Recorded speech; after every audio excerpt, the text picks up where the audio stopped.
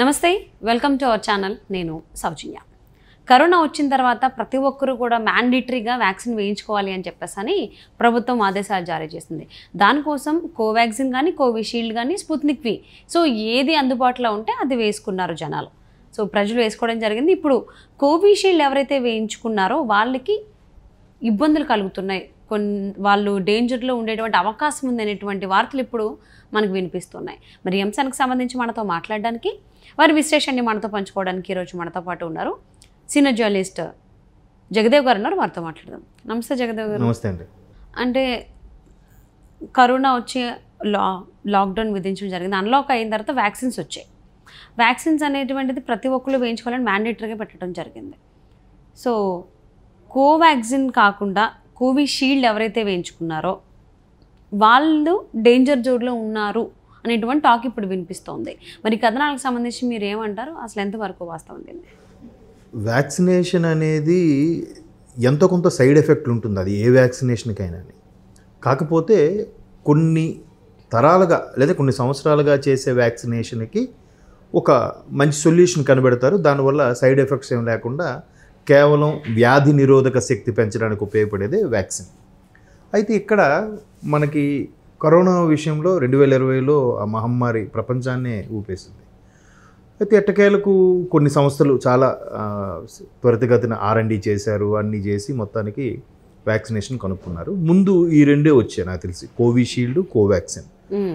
అయితే అప్పట్లోనే ఈ కోవిషీల్డ్ ఆస్ట్రాజెనికా అని ఒక బ్రిటిష్ కంపెనీ సంబంధించి రీసెర్చ్లో భాగంగా తయారు చేశారు. దానికి మన భారతదేశం సంబంధించిన సీరం అనే కంపెనీ, మన తెలుగు వాళ్ళది అనుకుంటా సీరం, ఆ ఫార్మా సంబంధించిన వాళ్ళు టైఅప్ అయి మొత్తానికి అన్ని రకాలుగా ఉత్పత్తి చేసి దాన్ని మనకి ప్రభుత్వ అనుమతితో ఇవ్వడం జరిగింది. మ్యాక్సిమం ఫ్రీగానే ఇచ్చారు. కొన్ని ప్రైవేట్ హాస్పిటల్లో దాన్ని వేల కూడా 2500 అలా కూడా నిర్ణయించడం జరిగింది.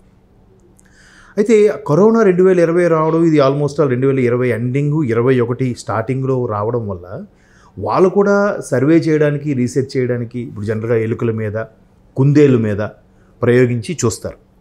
అలా ప్రయోగించి చూడడానికి కూడా ఎక్కువగా వ్యవధి లేదు. ఎందుకంటే మరోవైపు సెకండ్ వేవ్ వచ్చే అవకాశం ఉంది, డేంజర్ బెల్స్ మోగే అవకాశం ఉంది అనుకున్న నేపథ్యంలో ఎలాగైనా త్వరగా జనాల్లోకి పంపించాలనే ఉద్దేశంతో 21 స్టార్టింగ్లో ప్రయత్నాలు చేసినప్పుడు కూడా పూర్తి స్థాయిలో అందించలేకపోయారు.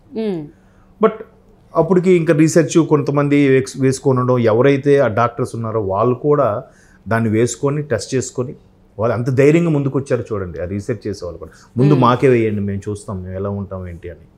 సో అట్లా కూడా జరిగిన తర్వాత ఎట్టకేలకు కోవిషీల్డ్, కోవాక్సిన్ ఉన్న వాటిలో బాగానే ఉన్నాయి, ఈ రెండు సక్సీడ్ అయ్యాయి, వీటిని వేయచ్చు అని. బట్ అప్పటికే మరి ఎట్లా లీక్ అయ్యిందో, లేదంటే ప్రభుత్వం కూడా పూర్తి స్థాయిలో గ్రీన్ సిగ్నల్ ఇవ్వకపోవడం వల్ల ఏంటో తెలియదు, కానీ కోవిషీల్డ్ వల్ల కొంచెం సైడ్ ఎఫెక్ట్లు ఉండే అవకాశం ఉందని అప్పట్లోనే వార్తలు వచ్చాయి. కంపేరిటివ్ కోవాక్సిన్తో పోల్చితే, అలాగే కోవాక్సిన్ 100% బెటర్ అని నేను చెప్పట్లేదు, బట్ కంపేరిటివ్ కోవాక్సిన్, కోవిషీల్డ్ కొంచెం సైడ్ ఎఫెక్ట్స్ అవి ఎక్కువ ఉన్నాయి అన్నట్టుగా వార్తలు వచ్చాయి. బట్ ఎవరికి అందుబాటులో ఉన్నది వాళ్ళు వేసుకున్నారు. ఒక డోసేజ్ వేసుకున్న మ్యాక్సిమం తర్వాత నెక్స్ట్ 6 monthsలో సెకండ్ కూడా వేసుకుంటే అప్పుడు పూర్తి స్థాయిలో వ్యాధి నిరోధక శక్తి పెరుగుతుంది, ఆ కరోనాని ఏదైతే ఆ మహమ్మారిని ఎదిరించే శక్తి వస్తుందన్నట్టుగా వరల్డ్ హెల్త్ ఆర్గనైజేషన్ కూడా ఆమోదించింది. అంతే కదా, WHO ఆమోదించిన తర్వాత మన దేశ ప్రభుత్వంలోకి ఎంటర్ అయిన తర్వాత మన దేశ ప్రభుత్వాలు కూడా కొంతమంది దాన్ని టెస్ట్ చేసుకున్నాక అప్పుడు ప్రజల్లోకి ఇవ్వాలని చెప్పేసి ఆర్డర్స్ పాస్ చేశారు. విడతల వారీగా అన్ని గ్రామాలకు కూడా మొత్తం మీద వ్యాక్సిన్ వేసుకోవడం జరిగింది. బూస్టర్ డోస్ అని మళ్ళీ ఇంకోటి పెట్టారు. ఎప్పుడైతే 2020 ఇది అయ్యిందో, 21 ఏప్రిల్లో సెకండ్ వేవ్ వచ్చిందమ్మా. సెకండ్ వేవ్ ఇంకా మరి భయంకరం. ఎట్లా భయంకరం అంటే, ఫస్ట్ వేవ్లో ఎవరికేం జరగలేదు నాకు తెలిసి, మ్యాక్సిమం ఎక్కడో అరకొర ఇదే, కానీ సెకండ్ వేవ్లో అయితే ఇంటికి ఒకరు చొప్పున సుమారుగా చనిపోవడం కూడా జరిగింది. ప్రతి కుటుంబంలో కూడా ఏదో ఒక విషాదం జరిగింది బికాజ్ ఆఫ్ కోవిడ్. సో అట్లాంటిది అయినప్పుడు ఇంకా త్వరితగతిన ఏదో ఒకటి చేయాలని వ్యాక్సినేషన్ తీసుకురావడం, తర్వాత ఫస్ట్ డోసు, సెకండ్ డోసులు 6 months గ్యాప్లో వేయడం అన్నీ జరిగాయి. ఇంకా మళ్ళీ థర్డ్ వేవ్ వస్తుంది, ఫోర్త్ వేవ్ వస్తుంది, మరోవైపు లాక్డౌన్లు కూడా కొన్ని పీరియడ్స్ అవర్స్ బేస్లో పెట్టడం, ఇంకా ఇట్లాంటి పరిస్థితులు రావడం వల్ల కొంతమంది ఇంకొంచెం భయానికి లోనయ్యో లేదంటే ముందు జాగ్రత్తగానో బూస్టర్ డోసులు కూడా వేసుకున్నారు. ఆ వేసుకున్నప్పుడు కూడా కొన్ని రకాల ప్రచారాలు ఎలా వచ్చాయంటే, కోవిషీల్డ్ ఎవరైతే 2 వ్యాక్సిన్లు వేసుకున్నారో కోవాక్సిన్ వేసుకోవాలని, కోవాక్సిన్ 2 వ్యాక్సిన్లు ఎవరైతే వేసుకున్నారో బూస్టర్ డోస్గా కోవిషీల్డ్ వేసుకోవాలని కూడా కొంతమంది చెప్పారు. ఇంకొంతమంది ధైర్యం చేయకుండా కోవిషీల్డే, కోవాక్సిన్ వాళ్ళు కోవాక్సిన్ వరకు వేసుకున్నారు. బట్ మీరు అన్నట్టు స్పుత్నిక్ వచ్చింది కానీ ఈ రెండు వ్యాక్సినేషన్ వచ్చేంత విస్తృతంగా స్పుత్నిక్ రాలేదు. అది మేబీ రష్యా వాళ్ళది ఎవరిదో అనుకుంటా స్పుత్నిక్ అనేది. సో మొత్తానికి కోవిషీల్డ్ కోవాక్సిన్ మ్యాక్సిమం అందరూ వేసుకున్నారు. దానికి తగ్గట్టు వేసుకున్నట్టుగా మనకి యాప్స్లో డీటెయిల్స్ వచ్చాయి. ఎవరైతే వేసుకున్నారో వాళ్ళ ఆధార్ ద్వారా లింకప్ చేసి ఆ డీటెయిల్స్ కూడా ఇచ్చారు. ఎందుకంటే చాలామంది ప్రయాణాలకు కానీ కొన్ని రకాల దైవ దర్శనాలకు వెళ్ళినప్పుడు ఆ సెకండ్ వ్యాక్సినేషన్ కూడా వేయించుకున్నట్టుగా పత్రాలు చూపిస్తే కానీ అలౌ చేయలేదు. సో అందుకు దాన్ని కూడా మనం చాలా వరకు వ్యాక్సినేషన్ది చెక్ చేసుకున్నాం. అయితే అప్పటి నుంచి ఉన్న వార్త ఏంటంటే ఎక్కువగా రీసెర్చ్ చేయడానికి కనీసం ఒక 6 నెలల నుంచి సంవత్సరం, లేదంటే కొన్ని వ్యాక్సినేషన్కి 1 సంవత్సరం 2 సంవత్సరాల వరకు పరిశీలిస్తే కానీ దాని సైడ్ ఎఫెక్ట్స్ ఏమైనా పూర్తి స్థాయిలో తెలియదు. బట్ మరోవైపు జనాలు చనిపోతున్నారు, ఇబ్బంది కలుగు పరిస్థితులు వస్తున్నాయి కాబట్టి ప్రభుత్వం కూడా ఆమోదించింది. దట్టు వరల్డ్ హెల్త్ ఆర్గనైజేషన్ కూడా ఆమోదించేసింది కాబట్టి ప్రజల్లోకి తీసుకెళ్ళిపోయారు. బట్ వాళ్ళు కూడా మ్యాక్సిమం ప్రయత్నించారు. కొన్ని సైడ్ ఎఫెక్ట్స్ అయితే ఉండిపోతున్నాయి. ఇప్పుడు దానివల్ల చాలామందికి పిల్లలు, కొంతమంది చిన్నపిల్లలకి వేయించక్కర్లేదు. ఎందుకంటే చిన్నపిల్లలకి వాళ్ళు 10 ఏళ్ళకి వచ్చే వరకు కూడా 6 నెలలకని 2 ఏళ్ళకని 5 ఏళ్ళకని ఏవో వ్యాక్సిన్ వేస్తుంటారు. పైగా వాళ్ళకి ఇమ్యూనిటీ పవర్ ఎక్కువ ఉంటుంది. సో అవసరం లేదన్నారు.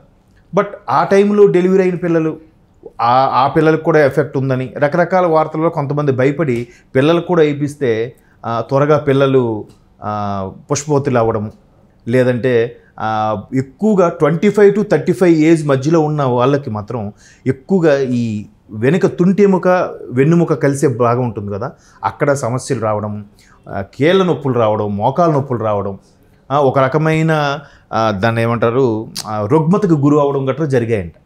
సో ఎప్పుడు బూస్టర్ డోసు వేసుకున్న వాళ్ళు, బట్ బూస్టర్ డోసు వేసుకుంటే 2 వ్యాక్సిన్లు వేసుకున్న వాళ్ళకి మాత్రం ఈ ఎఫెక్ట్ లేదు. కోవాక్సిన్ కన్నా కోవిషీల్డ్ కొద్దిగా ఇబ్బందికర పరిస్థితుల్లో అప్పుడు కూడా ప్రచారం జరిగింది. బట్ ఇప్పుడు అది వాళ్ళు స్వయంగా ఎవరైతే తయారు చేశారో వాళ్ళు కూడా రిలీజ్ చేయడం అనేది కాస్త భయాందోళనకు గురి చేస్తుంది చాలామందికి, ఎవరెవరైతే కోవిషీల్డ్ వేసుకున్నారో వాళ్ళందరికీ.